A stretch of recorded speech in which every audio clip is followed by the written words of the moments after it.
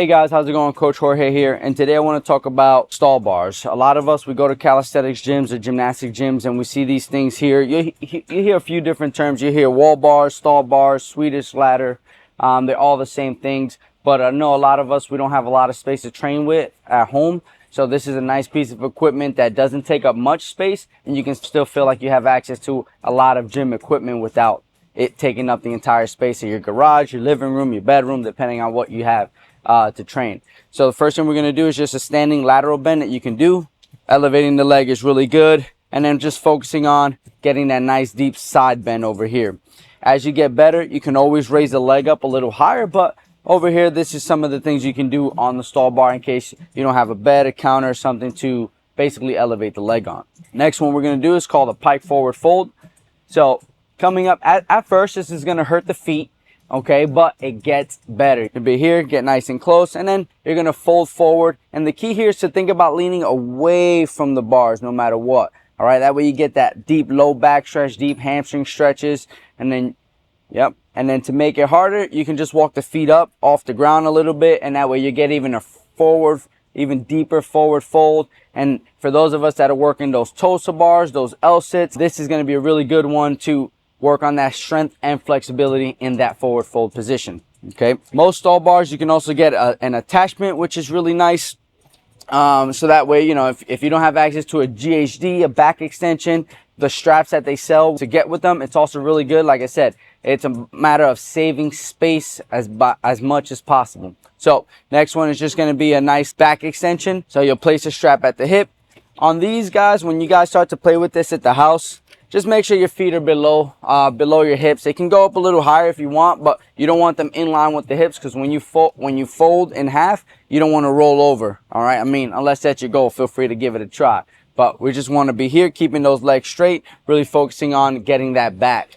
All right, so we focus on stretching those hamstrings. We focus on lengthening it in different variations. And now here we're focusing on some beginner strength exercises to start getting comfortable with using the stall bars. And now for those of us who are a little bit more advanced or intermediate, we can go into some front lever stuff, which we call dragonflies for this specific drill. So we'll have Coach Chase lie down on the ground, because I know some of us, we try this at home and our couch and stuff, they tend to slide, they tend to move if you need a lot of help. These stall bars, if you get them up against the wall pretty firmly, it should not move at all. All right, so a couple variations we all know, but we'll just kind of demo kind of a full variation. So you're going to grip the bottom, you're going to extend nice and high, extend the legs. Good. And here you're going to work on squeezing your butt if you can, and then you can slowly lower with a slight bent knee at first, and just controlling that coming all the way down. As you get stronger there, you can work on trying to extend the legs fully. And as you lower, the key, guys, is to really extend the legs, so that way the hip angle here is nice and open and not piked. We don't want to see it piked here. We want to keep the hip angle nice and open, okay, as we lower all the way down to the ground. Like I said, most of us have probably tried this at home, and then we're stuck because the couch keeps sliding, the bed keeps moving. But here it's a nice variation, because you can really work that safely without aggravating anything else, and developing the strength to eventually do it on a set of higher rings or bars and things like that. Last but not least, you guys have often seen people do a lot of human flags and things like that. We call that a side lever. Most people know it by the human flag. The stall bars are phenomenal, because if you're a very beginner, you can use the top bar to really help you figure out how to get what we call the block rotations, which are super key development in the flag. So if you're more of a beginner, you can feel free to hop on and use that little top bar. It's about an inch away from the wall, so that'll help you get even a better rotation. So you can start to float, and then you can start to push and crunching here to really get that side lever human flag development, and then you can go back in. If you're struggling a bit, you can definitely feel free to use the foot, place it on the bar, and use that to kind of spot you in the beginning, in case you can't support yourself, okay?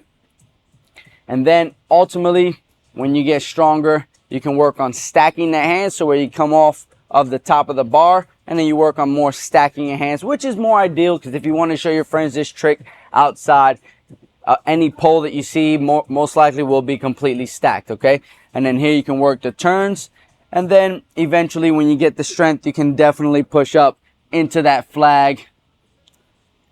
I know Coach Chase makes it look so effortless, but It just comes from having this nice piece of equipment. It doesn't take up much space at home. They sell them in a variety of sizes, shapes, and you know, you can get them wider if you have more space. And they have different attachments like dip bars that you can put on them, pull-up bars where you can set up rings on them as well. And that way you have your whole gym right in a nice little section of your house and where it doesn't take up as much space. Okay, if you have any questions on what bars we recommend or things that you can do on them, feel free to DM us, reach out to us, and then maybe someday you can take a stall bar class with us, maybe virtually if you can't make it down here to Florida. Thank you so much, guys. Take care.